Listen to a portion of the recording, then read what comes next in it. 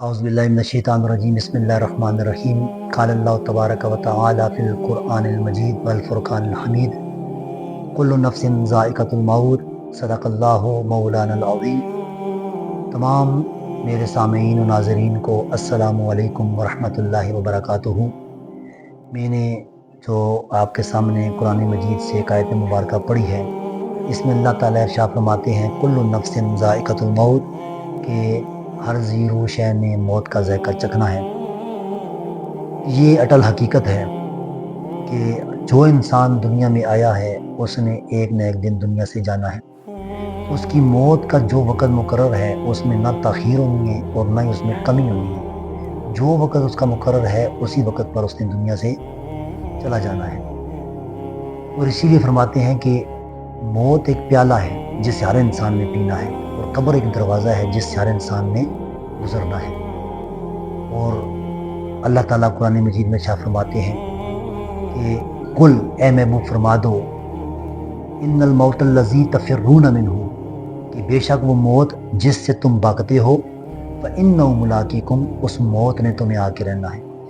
آج انسان یہ سمجھتا ہے کہ شاید میں جتنی دیر زندہ ہوں تو شاید میں موت سے بچا ہوا ہوں، میرے ساتھ والے میرے ہم عمر دنیا سے چلے گئے، مجھ سے چھوٹے جو تھے وہ بھی دنیا سے چلے گئے، میرے کئی قریبی رشتہ دار جو مجھ سے عمر میں کم تھے وہ چلے گئے، میں بچا ہوا ہوں، شاید میں موت سے بھاگ رہا ہوں۔ تو ایسا نہیں ہے، بلکہ جس انسان کی جتنی زندگی ہے اس نے اتنی زندگی دنیا کے اندر گزارنی ہے۔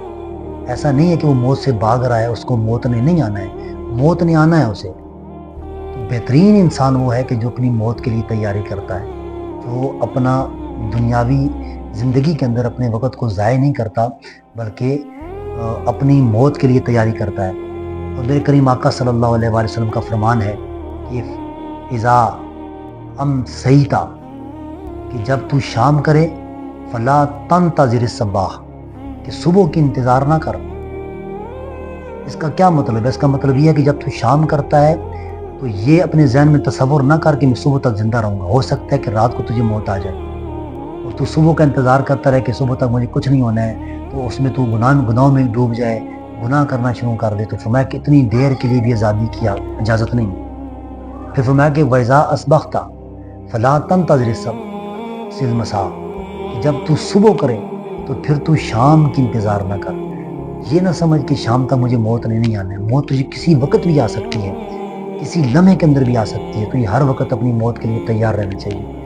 اور میرے کریم آقا صلی اللہ علیہ وآلہ وسلم کہ جن کی خاطر اللہ نے ساری کائنات کو پیدا فرمایا، جو امام الانبیاء ہیں، جو خاتم الانبیاء ہیں، جو سید الانبیاء ہیں، جن کی خاطر ہم نے ساری کائنات کو عدم سے وجود عطا فرمایا، میرے آقا فرماتے ہیں کہ جب میں دائیں طرف سلام پھیرتا ہوں نا تو مجھے یہ یقین نہیں ہوتا کہ میں بائیں طرف سلام پھیر پاؤں گا کہ نہیں۔ حالانکہ آپ کو اللہ نے علم کے خزانے عطا فرمائے ہیں، ہمیں آپ سکھانے کے لیے فرما رہے ہیں کہ انسان تجھے اتنی بھی اپنی زندگی کے ساتھ جو ہے نا وہ زندگی پر بھروسہ نہیں ہونا چاہیے۔ جب تو دائیں سلام پھیرتا ہے تجھے اتنا بھروسہ نہ ہو کہ میں بائیں سلام پھیر پاؤں گا کہ نہیں، شاید اس سے پہلے موت آ جائے۔ اس کا مطلب کیا ہے؟ اس کا مطلب یہ کہ ہمیں ہر وقت موت کے لیے تیار رہنا چاہیے، ہمیں موت کے لیے تیاری کرنی چاہیے۔ اور موت کے لیے تیاری کیا ہے؟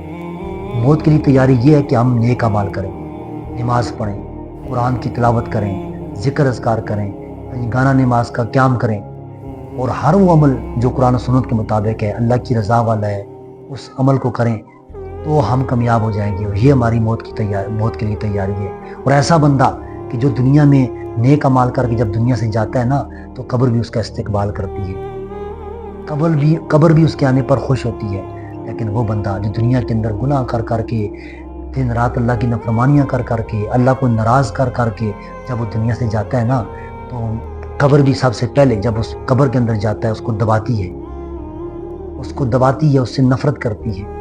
تو اس لیے اللہ پاک نے جو ہمیں زندگی عطا فرمائی ہے جو اللہ کی بہت بڑی نعمت ہے، اتنی بڑی نعمت ہے کہ اگر اس کا یہ ہم ساری زندگی شکر ادا کرتے رہیں تو یہی ہم پورا نہیں کر سکتے ہیں۔ تو اس لیے اس